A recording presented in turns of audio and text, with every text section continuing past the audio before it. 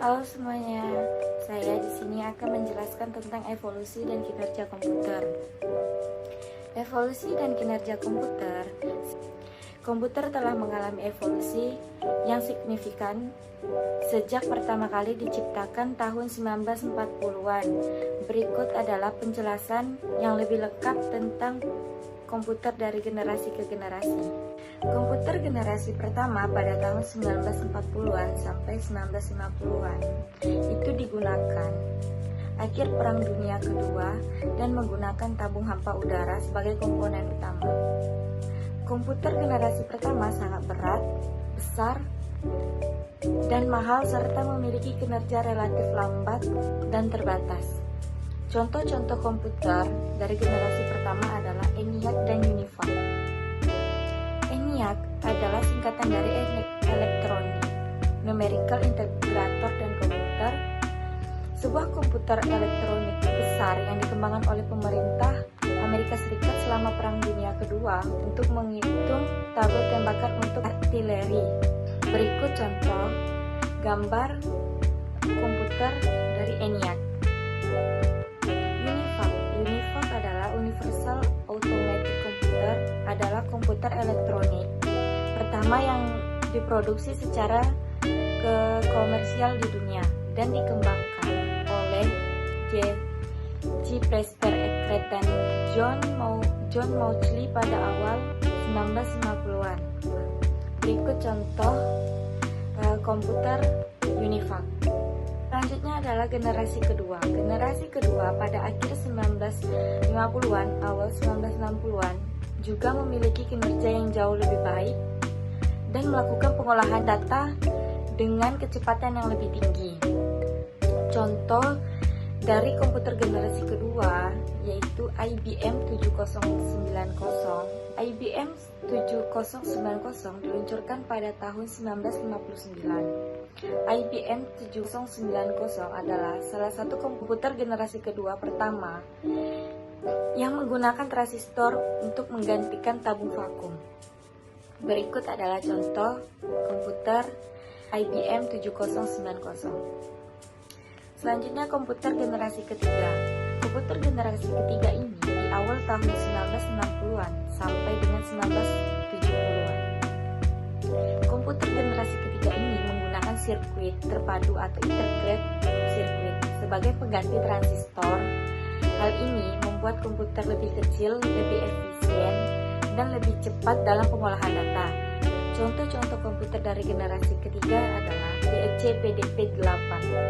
DEC PDP-8 itu diluncurkan pada tahun 1965 oleh Digital Equipment Corporation atau DEC.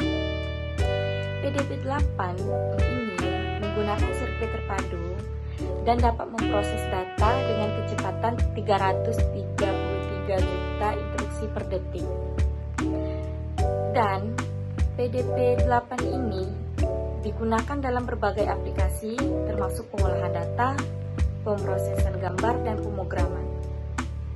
Contoh gambar DEC PDP-8. Selanjutnya komputer generasi keempat yaitu pada tahun 1971 hingga 1980. Komputer ini menggunakan mikroprosesor yang membuatnya lebih kecil, lebih cepat, dan lebih terjangkau dibandingkan dengan komputer generasi sebelumnya.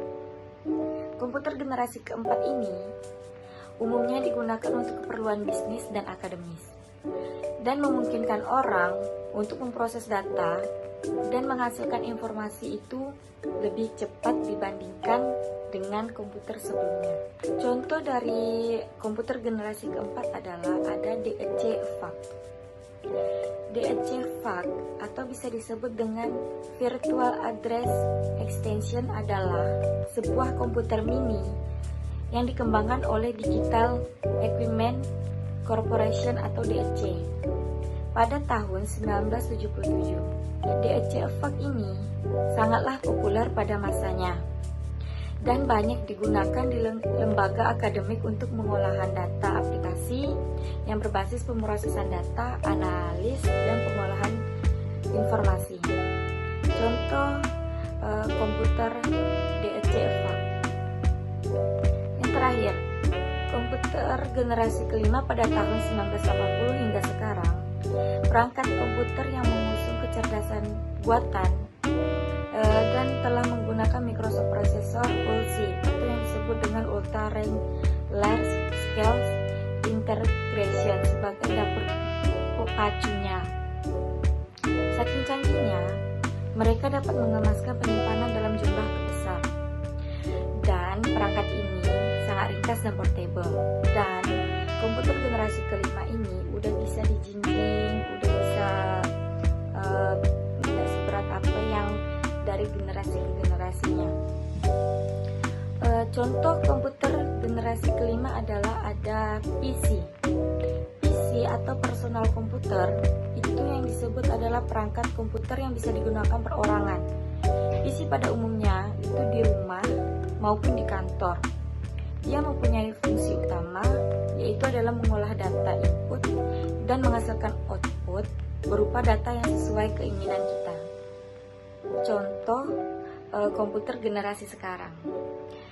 Kesimpulannya adalah perkembangan komputer dari generasi ke generasi menunjukkan adanya peningkatan teknologi dan kemampuan pengolahan yang sangat canggih, membuka peluang untuk mempercepat dan kemajuan teknologi dan memberikan kemudahan dalam pengolahan data. Sekian video dari saya. Mohon maaf jika ada kesalahan. Wassalamualaikum warahmatullahi wabarakatuh.